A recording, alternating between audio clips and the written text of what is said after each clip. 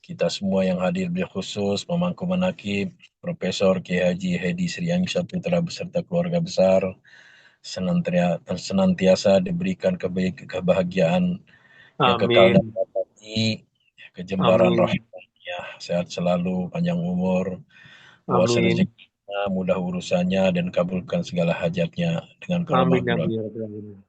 Qaddasallahu sirah. Amin ya rabbal alamin. Hadirin ikhwan wal akhwat rahimakumullah. Alhamdulillah baru saja kita dengarkan pengumuman dari Kementerian Agama bahwa 1 Syawal 1447 Hijriah jatuh pada tanggal 21 bulan Maret 2026, tepatnya hari Sabtu lusa. Alhamdulillahilladzi faddalana ala katsirin min ibadil mu'minin. Di dalam maklumat pengersa Abah, jika hari rayanya jatuh pada hari Jumat, maka cukup sholat idnya sekali saja ketika sholat Idul Fitri. Tapi kemudian pengersa Abah mengeluarkan maklumat yang pada intinya kita ikut dengan keputusan pemerintah. Alhamdulillah. Alladzi faddalana ala katsirin min ibadil mu'minin. Memang demikianlah, taat kepada Allah, taat kepada Rasul, taat kepada ulil amri minkum. Manakala perbedaan-perbedaan dalam mazhab itu berbeda dalam menentukan satu hukum, apabila telah ditentukan oleh ulil amri, maka hal itu lebih dikuatkan untuk diikuti. Alhamdulillah, illadzi fadolana ala katsirin min ibadil mu'minin. Agama dan negara. Hadirin ikhwan wal akhwat rahimakumullah. Masih di penghujung bulan Ramadan, mari kita kembali mentadaburi, mencermati, untuk mencintai, lalu kita mengamalkan ajaran yang mulia dari Allah Azza wa Jalla.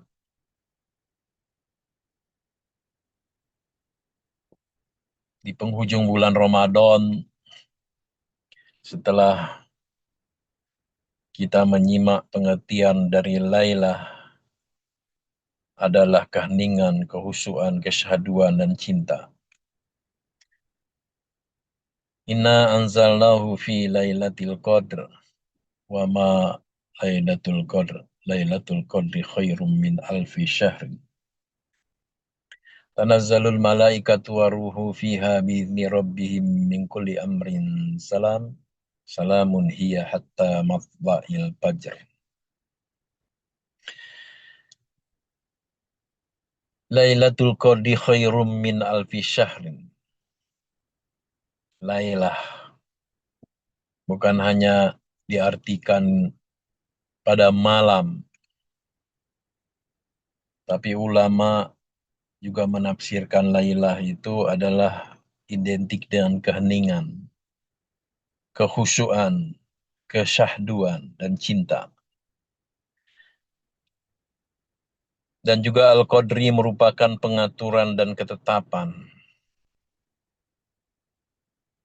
Pengarsa Abah sering menyampaikan, kalau ada ketetapan, ada yang menetapkan, ada yang ditetapkan, dan ada yang menerima ketetapan. Saya ingat betul ketika pengarsa Abah memanggil Profesor Kiai Haji Hedi Sriansyah dari dalam kamar sebelah ke Kanzul Ars. Abah memerintahkan Kiai Amin untuk memanggil Profesor dari yang maha menetapkan, yang ketetapannya tidak bisa diganggu-gugat, kata pengarsa Abah. Maka berikut ini adalah terkait waktu turunnya Al-Quran. Kemarin kita sudah mendengarkan paparan dari Kiai Haji Dr. Kiai Haji Ucup Fathudin. Tidak salahnya kalau malam hari ini kita tadaburi kembali untuk wawasan, untuk supaya menumbuhkan rasa cinta dan kita mengamalkannya. Allah Subhanahu wa taala berfirman, "Tanazzalu malaikati warruhu fiha biizni rabbihim min kulli amrin salam." Pada malam itu turun para malaikat dan ruh Jibril dengan izin Tuhannya untuk mengatur semua urusan. Al-Qadri merupakan pengaturan, mengatur semua urusan. Quran Surah Al-Qadar ayat 4.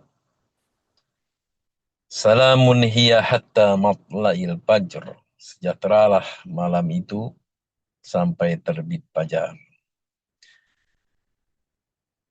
Kita memiliki ahli tafsir di Indonesia yang patut kita bangga oleh karenanya, dan kita bersyukur.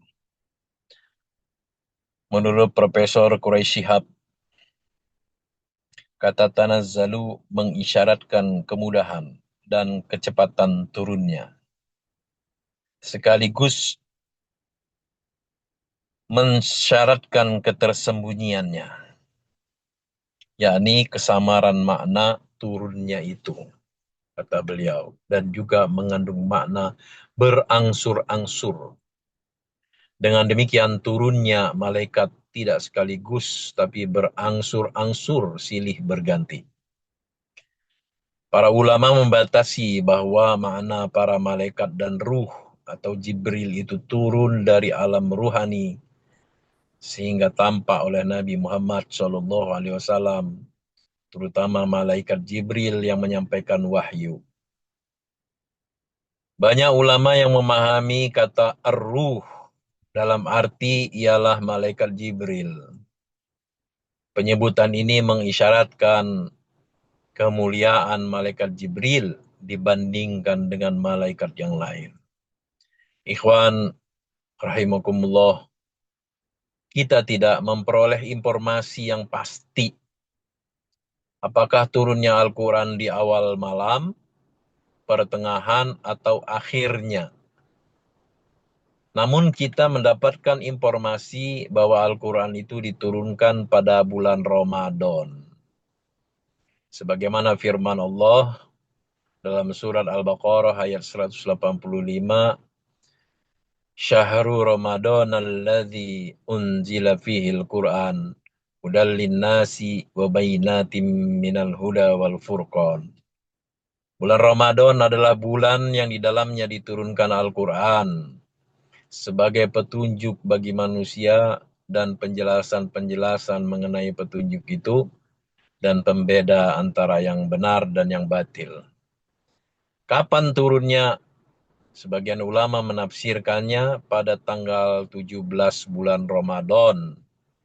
Sebagaimana firman-Nya dalam Al-Quran surat Al-Anfal ayat 41. Wa ma anzalna ala abadina yaumal furqan yaumal taqol jam'an. Yaumat taqol jam'an. Apabila kamu beriman kepada Allah dan kepada apa yang kami turunkan kepada hamba kami Muhammad di hari Furqan, yaitu pada hari bertemunya dua pasukan. Bertemunya dua pasukan dimaksud, ulama menafsirkannya adalah saat terjadinya perang Badar. Namun meskipun demikian, itu bukanlah kali pertama Al-Quran itu diturunkan. Sebab sebelumnya telah banyak turun wahyu-wahyu Allah kepada Nabi Muhammad SAW sebelum beliau hijrah ke Madinah. Sedangkan perang Badar itu setelah Nabi Muhammad SAW hijrah ke Madinah. Hadirin ikhwan wal akhwat rahimakumullah, terkait bagaimana cara turun dan rahasianya, para ulama menyatakan tidak perlu menyelidikinya. Cukup mengimaninya saja. Sebab yang diketahui manusia tentang rahasia alam ini hanyalah sedikit saja. Sebagaimana firman Allah Subhanahu wa taala dalam Quran surah Al-Isra ayat 85. Wa yas'alunaka 'anir ruhi qulir ruhu min amri rabbi. wa ma utitum minal ilmi illa qalila. Dan mereka bertanya kepadamu Muhammad tentang ruh. Katakanlah, ruh itu termasuk urusan Tuhanku. Sedangkan kamu diberi pengetahuan hanya sedikit. Quran Surat Al-Isra ayat 85. Oleh karena itu hadirin, ikhwan wal akhwat rahimakumullah, terkait ayat ini, kembali lagi kajian yang lalu, berapa kali pernah saya sampaikan di dalam majelis manaqib online internasional dan dalam materi hikmat ilmiah, makna huruf waw pada kalimat Robbi wa ma utitum. Kalau wawnya dimaknai waw awal kalimat, atau dalam istilah Arab itu istiqnaf, maka artinya ruh adalah urusan Tuhan dan manusia hanya diberi ilmu sedikit saja. Tetapi kalau waw, huruf wawnya itu dimaknai waw kata sambung, atau dalam istilah bahasa Arab waw atof, maka artinya Allah benar-benar telah memberikan ilmu tentang ruh kepada manusia dalam kadar yang sedikit. Berbeda artinya.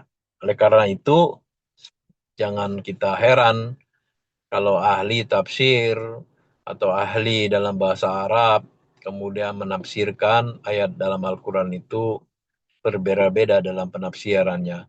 Tergantung dari kualitas dari penafsirnya, baik itu ilmu maupun bukan hanya ilmu yang ada di pengetahuan di pikiran, tapi juga ilmu yang mendalam, yang tembus ke dalam rasa. Demikian pula halnya dengan pembahasan tentang tafsir ayat-ayat yang mutasyabihat. Ini termasuk ayat yang mutasyabihat. Sebagaimana juga firman Allah dalam Al-Quran surah Ali Imran ayat 7. وَرَاسِخُونَ فِي الْعِلْمِ يَقُولُونَ آمَنَّا بِهِ كُلٌّ مِّنْ عِندِ رَبِّنَا وَمَا يَذَّكَّرُ إِلَّا أُولُو الْأَلْبَابِ. Dan orang-orang yang ilmunya mendalam berkata, kami beriman kepada Al-Quran, semuanya dari sisi Tuhan kami. Tidak ada yang dapat mengambil pelajaran kecuali orang-orang yang berakal. Quran Surah Ali Imran ayat 7. Hadirin ikhwan wal akhwat rahimakumullah, kalimat biizni rabbihim memberikan kesan bahwa turunnya para malaikat itu membawa sesuatu yang sangat istimewa. Karena mereka para malaikat turun atas perintah dan restu Allah yang maha pemurah. Sedangkan kata min kulli amrin, ada yang memahami kata min dalam arti untuk, yakni untuk mengatur segala urusan.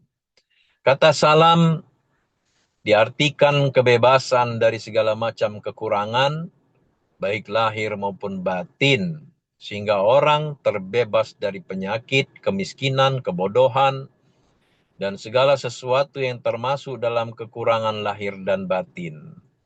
Salam juga diartikan sebagai doa, sehingga ayat di atas menginformasikan bahwa malaikat mendoakan setiap orang yang ditemuinya dalam malam qadar, itu agar terbebas dari kekurangan lahir dan batin. Kata Al-Fajr ditafsirkan oleh para sufi, fajar terbitnya matahari dari barat, yaitu yang akan terjadi kelak menjelang hari kiamat. Sehingga ayat ini dipahami bahwa keselamatan, kedamaian, dan kebebasan dari segala bentuk kekurangan baik lahir dan maupun batin bagi orang-orang yang beruntung mendapatkan Lailatul Qadar. Demikian pendapat dari Ibnu Arabi, Syekh Ibnu Arabi. Bagi kita ikhwan wal akhwat rahimakumullah, pengesabah menyampaikan bahwa Al-Qadar itu adalah malam ketetapan.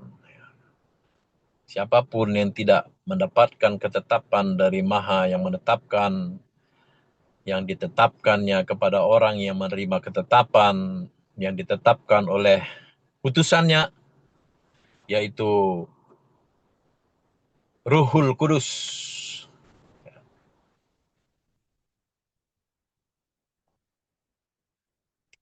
al-amin, maka tidak akan mendapatkan Lailatul Qadar. Dalam bahasa gamblangnya pengusaha Abah, kalau tidak ditalkin sampai modar tidak akan mendapatkan Lailatul Qadar. Maka talkin adalah menetapkan satu ketetapan yang ditetapkan kepada yang menerima, menetapkan oleh yang menetapkan, yaitu kalimat la ilaha illallah. Kalau kita sudah memiliki kalimat itu, merasuk meraga sukma, nempel dengan kulit, dengan daging, dengan tulang sumsum, maka jiwa kita senantiasa ingat kepada Allah setiap detak jantung kita, setiap detik pengalir darah kita. Ingat kepada Sang Pencipta yang Maha Menciptakan. Itu adalah Allah Azza wa Jalla. Dan kalau kita sudah menerima itu, maka hati kita setiap detik, satuan detik waktu ingat kepada Allah, maka waktu kita lebih baik daripada 1000 bulan. Alhamdulillahilladzi faddalana ala katsirin min ibadil mu'minin.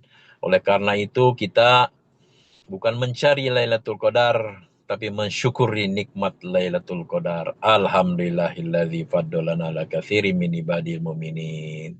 Tinggal bersyukur, tinggal bersyukur, tinggal bersyukur. Terima kasih pengusaha Abah, terima kasih para ahli silsilah, terima kasih Kanjeng Nabi Muhammad sallallahu alaihi wasallam. Alhamdulillahirabbil alamin, la haula wala quwata illa billah. Assalamualaikum warahmatullahi wabarakatuh.